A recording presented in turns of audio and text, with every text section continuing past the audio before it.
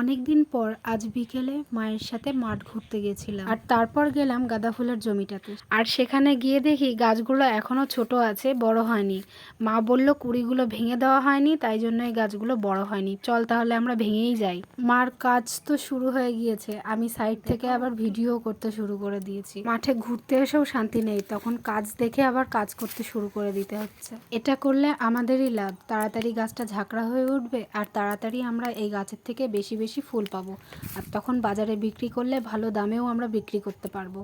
আর এই বড় ফুলগুলোকে আমি রেখে দিচ্ছি এক জায়গায়, কারণ এগুলো আমাদের বাড়ির পুজোর কাজে লেগে যাবে। মায়ের সাথে সাথে আমিও একটু হাত লাগাতে শুরু করে দিয়েছি। আমার সেভাবে একটা মাঠে আসা হয় না, তবে যখন আসি তখন যদি কোনো কাজ বাদে কাজ না করে আমি আবার দাঁড়িয়ে থাকতে পারি না, কারণ আমি বাড়িতেও তো বাগান করি, আর বাগানের পিছনে যে কতটা খাটতে হয় সেটা জানি। এটা যদিও আমাদের চাষের জমি, তবুও এটা তো একটা ফুলেরই বাগান হয়ে উঠবে কিছুদিন পর। একটা গাছ লাগিয়ে সেই গাছ থেকে ভালো মতো ফুল পেতে যে কতটা খাটতে হয় সেটা আমরা বাগানিরা সবাই ভালো মতোই জানি।